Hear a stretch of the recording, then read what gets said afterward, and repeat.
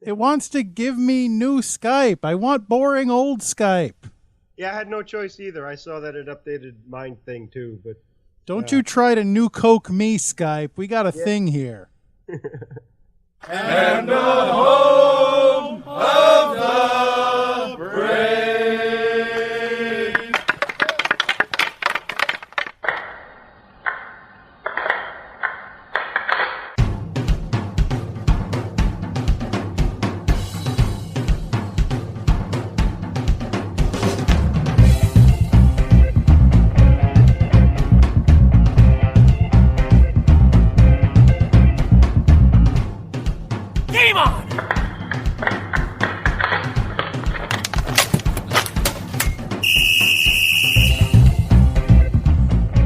Welcome to episode 67 of the Hit the Deck podcast, where we talk deck hockey, street hockey, ball hockey.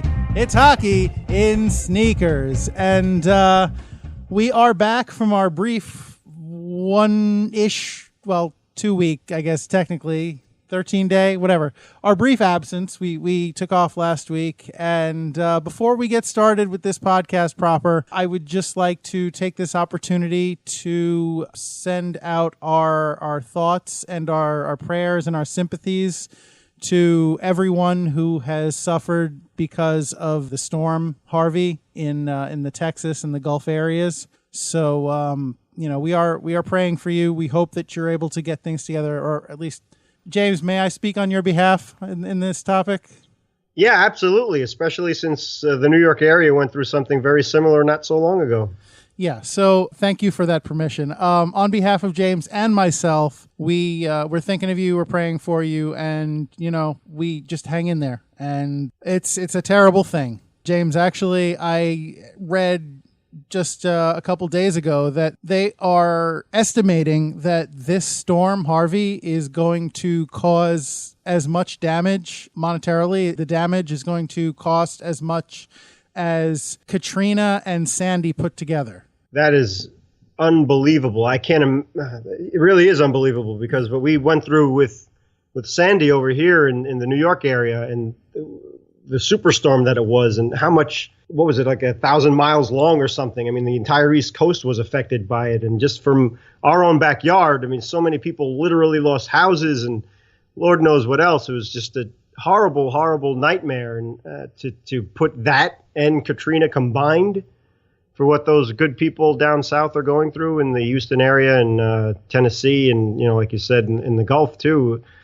I don't know, just it really sends chills up your spine. And just like you said, thank you for that wonderful intro, and I couldn't agree with you more, and all the best. Yeah, it's they're expecting it to be the costliest disaster in American history. And, unfathomable. Yeah, so, and on that note, I really, really hope that the people down there that are affected don't get shafted by their insurance companies on this. Yeah. Because you mentioned Sandy, and it was classified as a superstorm and not a hurricane.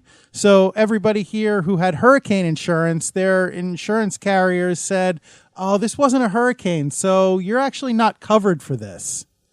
And since they downgraded Harvey to a tropical storm, instead of, it started as a hurricane, but a lot of the damage was done as a tropical storm, I really hope that they don't suffer the same fate down there because of this. For my money, they don't sell a waterfall of death insurance. So really, I know these are businesses and they try to weasel out of paying these claims to make as much money as they can. But, these are literally people's lives that have been shattered. And the fact that they try and weasel their way out of paying these claims for exactly the kind of thing that these insurance policies were bought for is just, it's not even slimy and sleazy. It's inhumane. It's awful. And the insurance executives who make these decisions, I hope they belong in a special level of hell with that Martin Shkreli and people like him. That's all I'm going to say on the matter. Amen, brother. And it's thievery. That's the only way to describe it. It's thievery, because first of all, insurance is a joke anyway. Car insurance or home insurance, whatever, what you pay for, you never get back. And it's designed to just line people's pockets and evil people's pockets. Because exactly, I don't know how you could live with yourself or sleep at night by just being a crook.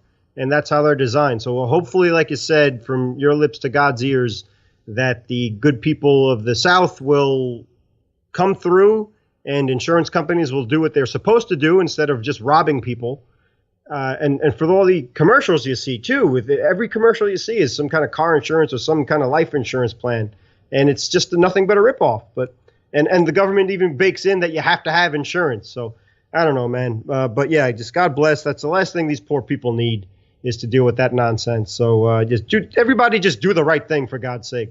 Yeah. All right. Well, that's enough of that. We now return you to your regularly scheduled nonsense. James, you just got back from a trip. How was that? It was pretty good, thanks. It went way too quickly, but thank God the weather was nice, unfortunately, and I say that ironically because of what just happened last Friday and the repercussions being brought down from what's going on in the South and such. But for us, it was nice to get away, get some real fresh air for once. One of the benefits of New York State is it's a huge state, and there's a lot of diversity in the makeup of the land and mountains and trees and things. So it's nice to get away from this disgusting city and actually breathe in fresh air and see the sun and all that. So thank you. I really enjoyed it. How was your birthday, by the way? It was nice. I played some hockey. I had dinner at Applebee's. You know, it's a good day.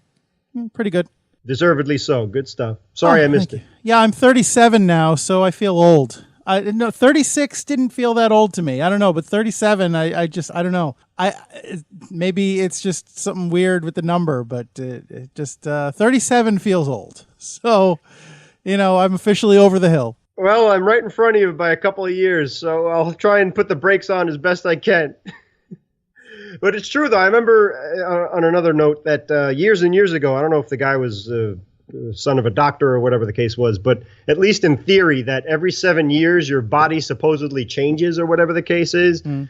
So you're right. If it's true or not, or it's just coincidence or whatever the case is, but it seems like whenever you hit a 7th year, things start to go down south when the older you get. So I don't know if that's true or not, but just keep making sure you stretch properly and take good care of yourself and get plenty of fluids and get that good diet and all that stuff and do what you can to take care of yourself, because we want the American Rhino as healthy and as strong as possible at all times. I'm drinking right now. It's seltzer, but still. That's great. Gotta stay hydrated. Well, whatever you need to do to stay healthy and not go on the IR. So keep it up. That's the good stuff that gets me through the podcast each and every week. A touch of the bubbly. All right. We've wasted enough of these good people's time. What do you say we get this show started, kicked off properly, James? All right, sir. All right. So in our traditional manner, as it is our way, let us get to tonight's starting lineup. And for tonight's starting lineup, in goal, as ever, I am number 35, your American Rhino, Gary McComiskey, and, of course, my refreshed co-host. On defense, number 4, I'm James Sajazi. Fantastic. And, James, would you be so kind, sir, as to, I hate to impress work upon you immediately upon returning from vacation, but could I bother you to tell us what is on deck for this podcast? It would be an honor, sir. Thank you. Invested interest. I'll have a side of feedback with my stake, please. A company called HockeyData offers vital, in-depth information about a team's play, players, and tendencies for coaches, owners, and even agents. Boo-hoo! Look, I admit I'm not a fan of the U.S. Open tennis tournament for various good reasons, but the American Rhino may just have aced the game, set, match. Rafael Nadal complained about fan noise in one of his recent matches. You cannot be serious! And Labor Day. This one's for all of you hard-working, devoted heroes out there making an honest living for your families and or yourselves. Heroes like the American Rhino, his lovely wife, superfans Anthony Novello and Sue. Have fun this weekend. Relax, because you've more than earned it. And by golly, play plenty of deck hockey. And that's what's on deck. Thank you, James. You're welcome, sir. And we'll get to it later, but suffice to say, I don't think that I should be classified as a hero in any, way, stretch, or manner just for going to work every day, especially in light of what we're seeing down south and the people who are stepping up to save people and literally rescue them from the brink of certain death. So I appreciate the sentiment, but I think it is better suited for people that deserve it. Spoken like a true hero. Yeah, all right. So what's this business about, feedback and stakes and interest and whatnot? Yeah, this is not to be confused with Hockey Tech from HTD 61. Right. If you want to take a listen to that again. But this is a whole other system, and the company tracks data that is offered from the teams themselves, and it's all based on video data, as a matter of fact. So what they do is they get two trackers, two people who literally sit and watch the footage and input the information in HockeyData's software. And it's really incredibly in-depth and really interesting, and they can adapt the information that each team wants or needs. And they even help out agents to a certain point too, which is I found pretty interesting because I haven't heard that, at least not officially, about these data systems that actually help out agents and the players themselves. They break it down, does HockeyData. For now, they're in the American Hockey League and minor leagues as well.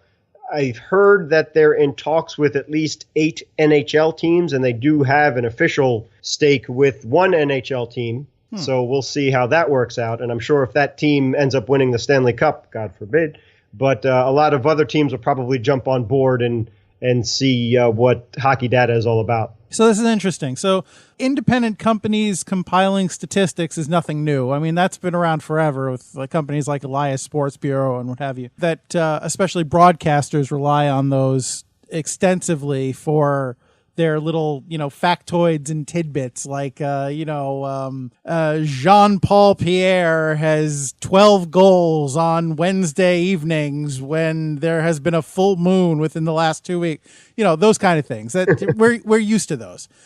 But this, you're telling me now, this is a company that is provided videotape by the teams, and basically they're hired to break down the video on the team's behalf. Do I have that right? Yep, as far as my understanding goes. And you could go to their website too and check it out for yourselves. So instead of just going in the film room and having the coach point to something and say, all right, here's what you did right, here's what you did wrong, don't do it again, and do more of that. Now this is like, hey, here's watch tapes of our stuff and tell us what we're missing. And they can get comprehensive, I imagine it's like trends in terms of what the players are doing and, even more enhanced fancy stats. Exactly. And this is something, as you were mentioning all of those things, which popped in my head. Wayne Gretzky said this all the time, that one of the things that his father told him to do when he was watching hockey instead of playing hockey was to just take a piece of paper and pretend that it's the rink, and with a pen, keep watching the game, but track where the puck is at all times on the piece of paper. So they do things like that too, does HockeyData. So they show where teams set up plays, where most of their time is spent, in if it's in the offensive zone, defensive zone, boards, whatever the case is, behind the net, things like that. So they do that as well. But exactly right, they actually have the video footage from the teams themselves, so it's really official and specific, and they put that into statistical models that they create themselves, HockeyData, and come up with the information from that, which the analysis even has apparently has the ability to predict a player's future impact and what his tendencies are and will be. Not to be confused with HockeyData, which is an episode of Star Trek The Next Generation I really want to see, wherein the android, played by Brent Spiner, first attempts to play hockey, and, hilarity ensues. I imagine that would be one of the early season episodes where they utilize data on the holodeck to comedic effect. They went to that well quite a lot in the first couple of seasons, but I would watch that. I would enjoy that. Absolutely, that'd be the best. And just to backtrack quickly, you mentioned Wayne Gretzky's father telling him to track the puck on a piece of paper while watching the game. Would you say that's where Gretzky got his legendary ability to always know where the puck is going to be and be there himself? See, that's a great question. And in my opinion, and again, take it with a grain of salt because I worship Wayne Gretzky pretty much, but he has, a couple of brothers, I believe. So I don't know if they did the same thing and it just didn't work out for them. But I really do think that Gretzky is just God-given talent, and his passion really set him apart from every other player in the world. But I guess it would help with the instincts for him. I've also heard that instincts are taught. So if you have a set of skills, like if you're a policeman or a detective or something like that, and they say, I'm going with my gut, it's from past experiences and it's based on facts and things that you thought or have gone through in the past. So I would say for the most part, it's a great thing for you to do as any player, to try and anticipate where the puck will be or where it tends to be mostly. That makes sense. But yeah, take Gretzky out of the portion because he's just in a whole other level himself. But I do think at minimum, it would give you good instincts at least to anticipate where the puck may be while you're playing.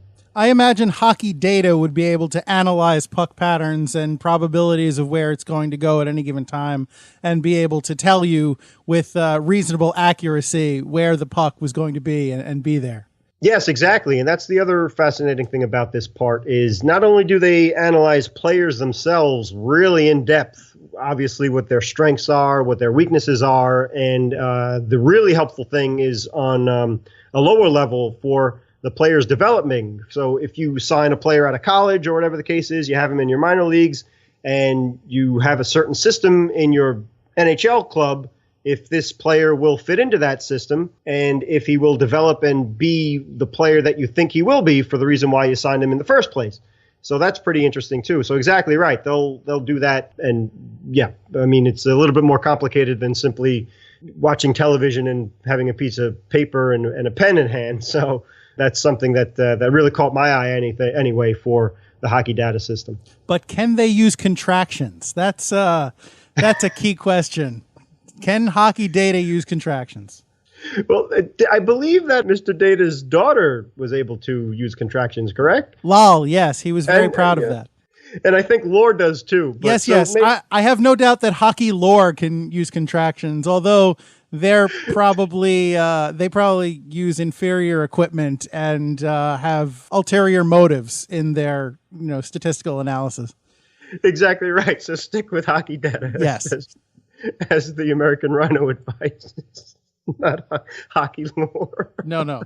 Hockey Lore you want to avoid. Excellent point and excellent advice. But this company is really good enough that they were named the best presenting company in the Startup Spotlight category of the Canadian Financing Forum. Now, I don't know what any of that means, but it sounds impressive, and I think it's pretty cool. And they've also been named the 2017's one of the top emerging tech companies as well. So they seem to know what they're doing. It seems to be working. And as we said before, if the NHL catches on with it, forget it. So the sky's the limit for these guys. So good luck to HockeyData. I do wonder if the New Vegas team are fans of the next generation, since they do wear gold shirts. Yeah, right. That would make sense.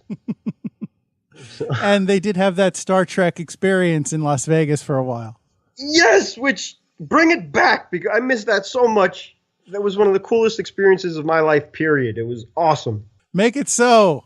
Amen, brother. I missed out. Well, hopefully they'll have sense. I mean, yeah, especially with the 50th anniversary last year. I thought they would have brought it out somewhere, but I don't know. Stupid Paramount. Anyhow. We want the Star Trek experience. We want the Star Trek experience. That's too long. We want Trek. We want Trek. We want Trek. We want Trek. Don't we all? Stop whining. All right, I'm sorry. Well, speaking of whining, though, and complaining, that brings us to our next topic. Yeah, please take point on this, American Rhino, since you caught on to it, and it's something that's just really head-scratching. Well, I don't follow the U.S. Open. I don't follow tennis, generally speaking. I find it rather boring, just between you and me. But I wouldn't openly knock tennis unless I had a good reason. But I have a good reason, because just the other day I was reading the paper and I was reading about how Rafael Nadal was complaining about how the stadium that he was playing in was too noisy. The crowd was making too much noise. He couldn't hear the other player hit the ball because, in sports like tennis and golf, apparently they should be played in a cathedral or a museum where, it's hushed silence. So these professional athletes who get paid all this money can concentrate, which I think is bunk by cracky. Hooey, in fact, I dare say, because you look at real sports like baseball and basketball and football and, of course, hockey. And, the crowd, if you're in a really good town, or a really passionate fan base, they're screaming their heads off for the whole game. And, in baseball, an outfielder often can't hear the crack of the bat. And that's one tool that they use to identify where the ball's being hit and how far it's being hit. They often can't hear the crack of the bat because of the audience. I think I'm in a theater. Because of the crowd that's out there. And that outfielder better catch that ball whether they can hear the crack or not, because that's the job they are paid to do. And you can't just hold up a sign and say, "Quiet, please," to a rabid crowd of sports fans. 50,000 people aren't going to sit down and listen attentively just because you're having trouble concentrating. And in hockey, bringing it back as a goalie, it's nice to be able to hear, like if there's a slap shot or something, it's nice to be able to hear the puck being shot so I can detect, how hard it's coming and when exactly the shot is being released, especially if I've been screened. But, even just at our level, we've played in front of groups of people who have been shouty. And in the NHL, it's crazy. Obviously, you get like in Canada or, here in New York or Boston or, one of these rabid hockey markets, and I can't hear the puck. I can barely hear your teammate that's telling you where the puck is standing right next to you. And that's part of the game. You deal with it because that's what you do. That's your job. Your job is not to complain after the fact about how the conditions weren't absolutely perfect for you to be able to play. You just do it. This has turned into a box segment, and I apologize. But you hear teams, and maybe some of this is lip service, but sometimes, often, in fact, when you're in front of a really passionate fan base, big game, you hear players talking about how, their tank was empty and the only thing that got them through was the energy and the passion of the fans, and how they were like the sixth man or the 10th man or however many players they're on a team. They're, they're like the extra player that gets the team over the hump. And to ask people to pay all that money, and the US Open tickets have become outrageously expensive, to ask people to come and pay all that money just to sit on their hands and be quiet and not even be able to really get into it if they want to is just absurd. Grow up. That's my message to all these prima donna players who need perfect conditions in order to play their game. Grow up. Yeah, and when you brought this point up to me too, I was assuming that people were booing Nadal. I thought, oh wow, maybe the crowd turned hostile against him and he just couldn't handle it, because when you do these tournaments, it's supposed to be there's not supposed to be a home field advantage, so to speak. So there's, like you mentioned, if you're at a Met game, you're going to be surrounded by rabid Met fans. If you're at a Ranger game or an Islander game, you're going to be surrounded by Islander fans and rabid Islander fans and such and so forth. So like you said, it helps the team. It helps the home team. It's one of the things of the home field advantage. So I was assuming, okay, I could understand maybe, yeah, for some reason or another, for tennis and golf, you're supposed to be polite and in watching these people play. But yeah, there's a reason that it's called a golf clap. Right. But he was whining that because if you're not familiar too, and this is in Gary's backyard, that they put a dome over Arthur Ashe Stadium where they hold the U.S. Open tennis tournament every year. And last year was the first year apparently that they used the roof because geniuses that they are, in September, you're always going to get some rain. And I think for something like 5 years in a row, the final was supposed to be played on a Sunday and was postponed until Monday night because of rain. So they finally got sick of that and decided to put a dome over this stadium. And now Mr. Nadal, because it was raining Tuesday night, was thrown or taken aback because the dome was over. And the fan, I don't know if I didn't watch any of it or anything like that, but he was distracted by the noise somehow. He still won. I mean, God forbid if he would have lost, he probably really would have lost his mind. But no, it doesn't sound like the crowd was being rowdy or going crazy. They were just making whatever, noise, murmurs, and quiet conversation or whatever that whatever you carry on at a sporting event when you're there for however long. You're talking amongst yourselves, or you're checking whatever, your phone is dinging, or I don't know. It's just normal background noise, the kind of noise that everybody filters out every day of their lives. But because the tennis stadium was enclosed, the noise stayed in, and it was too loud for him to concentrate.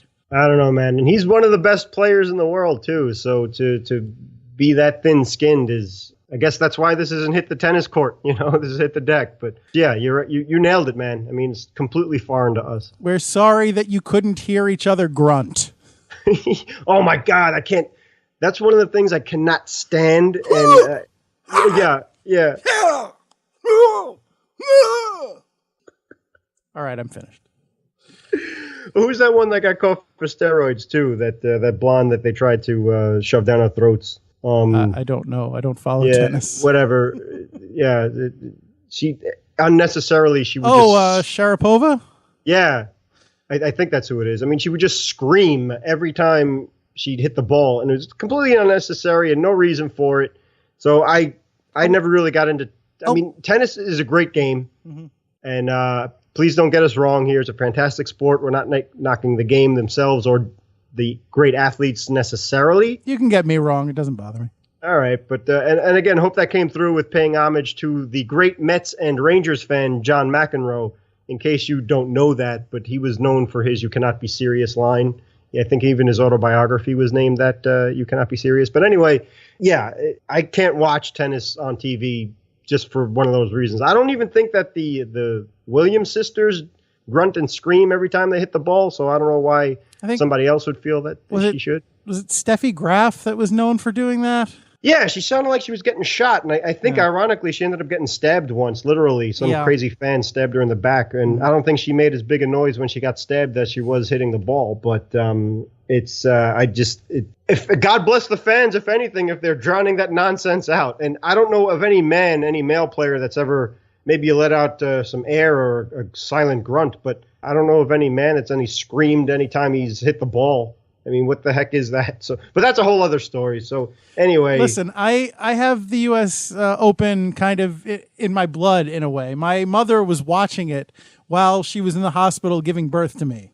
So, it's part of me whether I like it or not. But it's just, I don't know. Some of this stuff is just nonsense. These showcase events that become such a big deal, and everything has to be just perfect. And it's just, just go out and play the game. That's, the guy or girl who's paying $300 to sit and watch you hit a ball for half an hour doesn't care, that you're having trouble hearing. You're right. And those excellent points too, especially being a goalie, that makes a big difference, because a lot of times if you're watching at home or if you're in the stands yourself, that there will be times when they call it a knuckle puck, where sometimes the forward will take the shot and it won't come off cleanly. Maybe it'll hit a stick or something like that, and it'll deflect, and it'll be like a pitcher throwing an off-speed pitch, and the puck's coming at you at a much slower rate. And I know that's one of the nightmares of defensemen, but especially for the goalies out there, that when it changes speeds like that, you can't properly make the save. So that would be a great advantage if you could hear it, because like you said, that gives you an indication. Oh, maybe you heard it hit a stick, or maybe it deflected off of a skate. Mm-hmm. And that makes all the difference in the world. So I never once heard a goalie whine about that. I never once heard any hockey player whine about conditions or anything like that. They've played in fog. They've played with lousy ice conditions. It was snowing for the first couple Winter Classics, right? Yeah. So then they went along and played the game. But for Pete's sake, if you're complaining about fans being enthusiastic. Don't bring Pete Sampras into this for Rafi's sake. Yeah, I don't remember him whining about it. John McEnroe never complained about fans. I mean, he had a problem with the refs as well. He should, but just an aside about pucks moving. This past weekend when we were playing on Sunday, there was one shot. Fortunately, I was not the one who had to face this shot. I was on the receiving end of, or the beneficial end of this, I should say.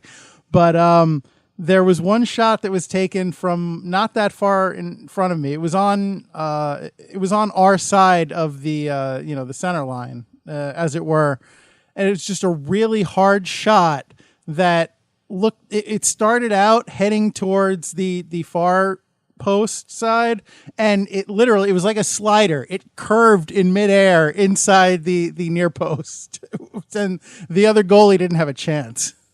Oh wow! Yeah, it was crazy. We got to sign whoever took that shot. Mm-hmm. Yeah, but exactly, and please, we do appreciate and understand the many differences between hockey and tennis. So if there's any tennis fans out there, again, we're just. It's kind of apples and oranges, but it's completely foreign to a hockey fan. But I'll be honest with you, I've not taken my niece or nephew to a hockey game yet. I plan to when they're much older, simply because that there's a lot of foul language in the stands. And when you mix hockey with alcohol and out of shape fans, bad things happen. So And I admit that I was just as guilty as anybody else in the past for that, but especially the Flyers, the Canadians, and Capitals just bring the worst out of people. And I've said some horrible things and yelled some horrible things. Not the Devils or the Penguins? I'm a little surprised there. Oh, yeah, I forgot. Well, how could I forget the Penguins? But the Devils, yeah, I mean, I don't know. Maybe Sue's kind of making me lighten up a little bit on them. But as a Catholic, I can't root for the Devil at all. So that's as bad as it gets. But anyway. Just to name a few teams. All right, fair enough. You're talking too loud, Gary. Stop. I don't want to do the podcast anymore. Get thee behind me, Jersey. All right. What's left? Labor Day. Indeed, Labor Day. It is the end of summer, ladies and gentlemen. If you don't like the heat and you don't like summer, you're happy. Hockey's coming back. That's good. Football's coming back sooner. If you're a basketball fan, that's going to be coming back soon too. So, a whole lot of cold weather sports that are on their way back. So you can be happy about that. And then on the other side, summer is ending. So if you're a fan of the beach and the sun and the, short Fridays and long weekends and all that stuff, I don't know what to tell you. You're out of luck. You are SOL, my friend.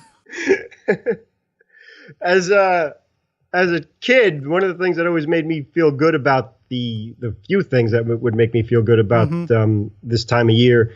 Ironically, my favorite weather, at least growing up in the New York area, my favorite weather was always around September because it was nice and cool.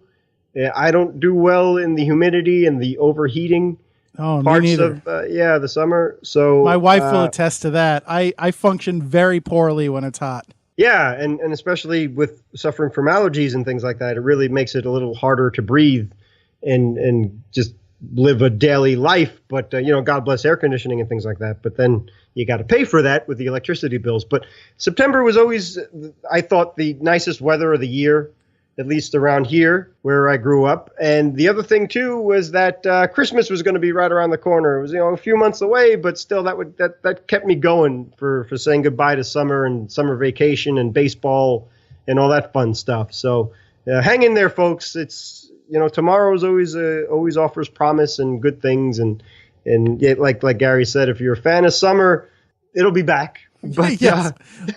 Like Frosty the Snowman, it'll be back again someday. Right. And the way, I don't know like we were saying before off air, that anybody's vacation, the time just seems to be going by so much faster. And I don't know why it is. And you try and savor things, and it's just, you look at your watch, it's like, oh, gee, I got to go to bed now. And I felt like I just woke up. So I don't know, man.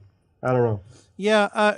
Fall is my favorite season on a technicality because, like you said, the weather is nice.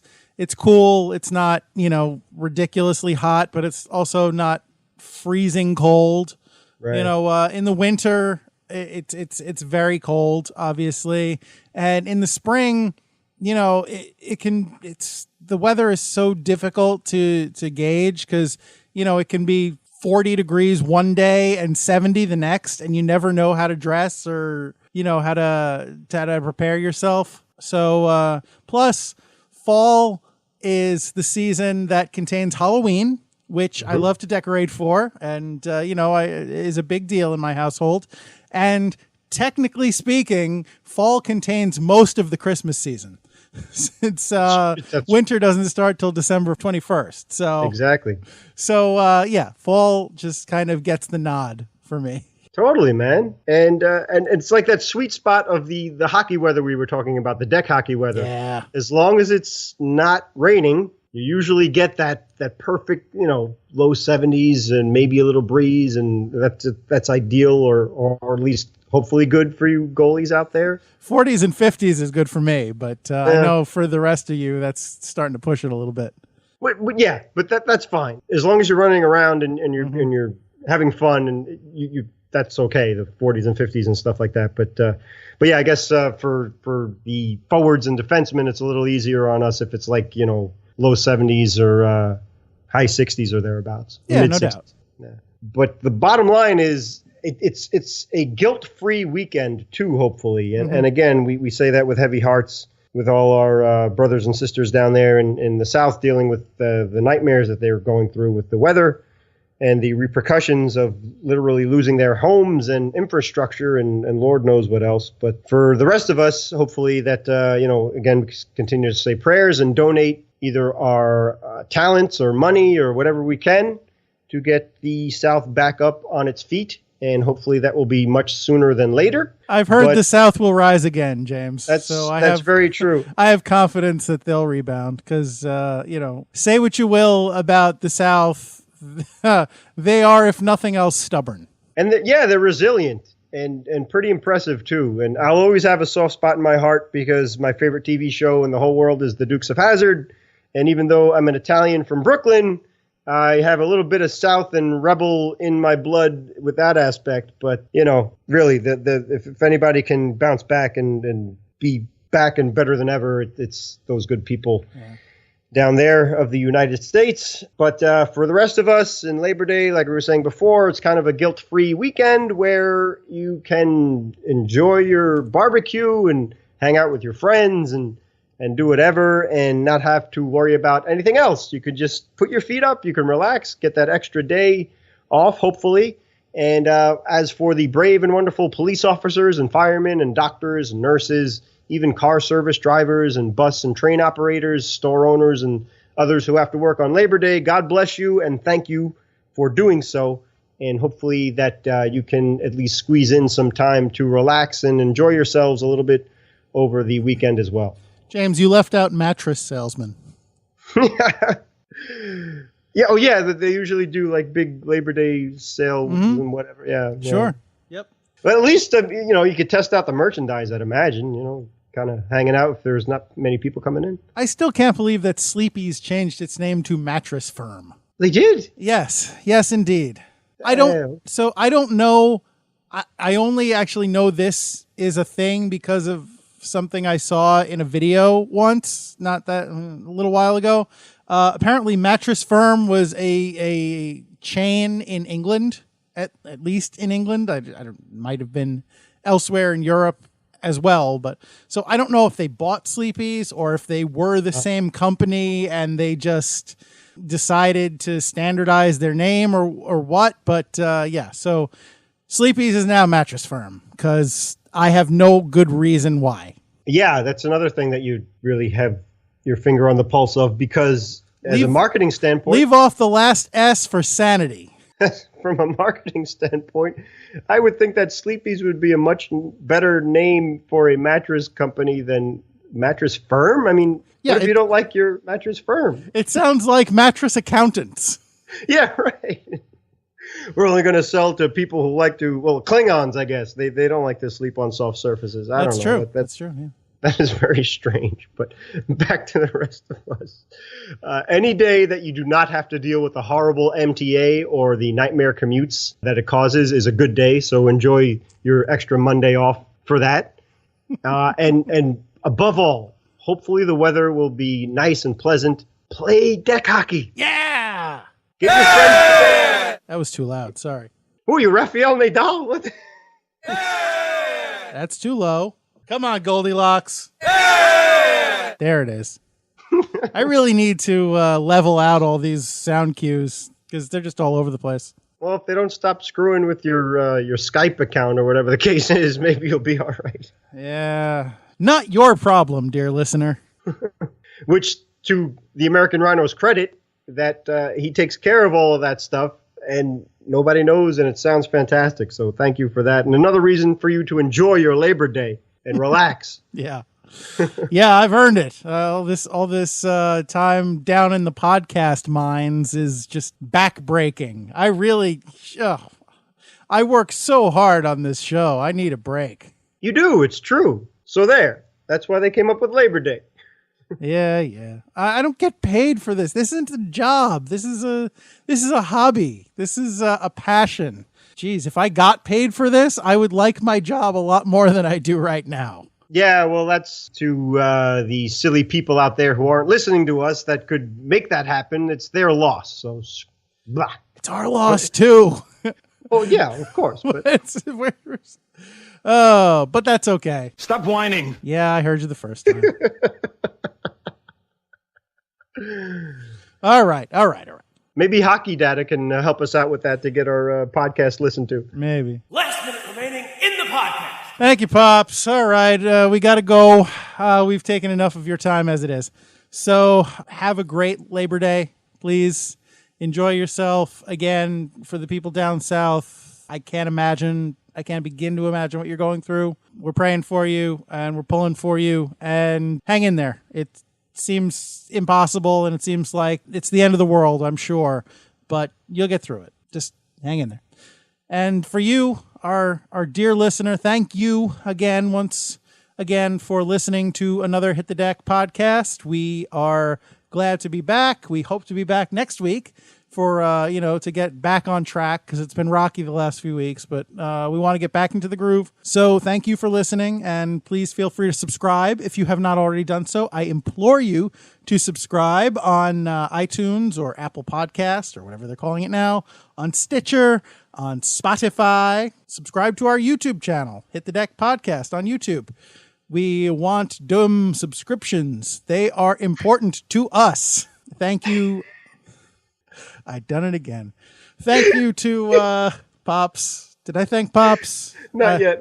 All right. Well, fine. Well, then thank you, Pops. Thanks for being the voice of the podcast.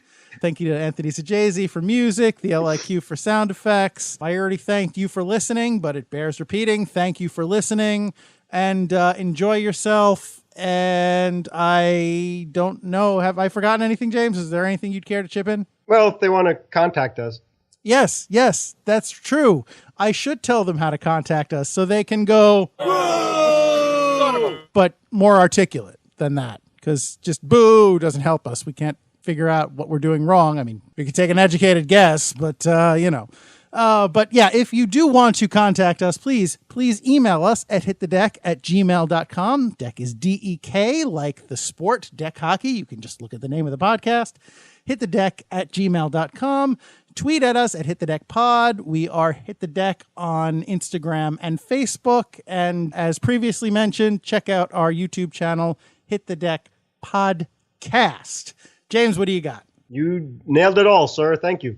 All right. Well, thank you, sir. It's good to have you back.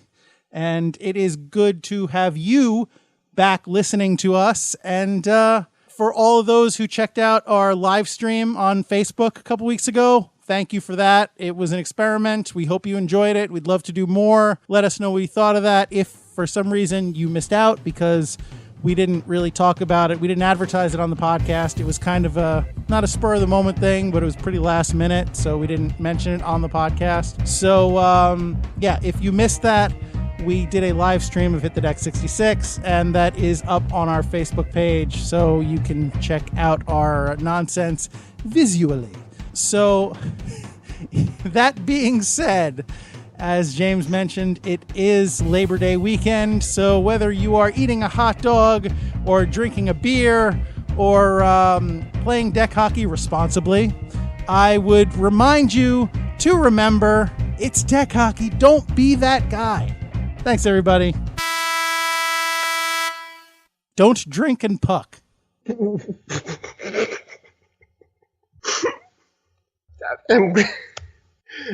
I would never have been able to pull that off. So well done, sir. All right.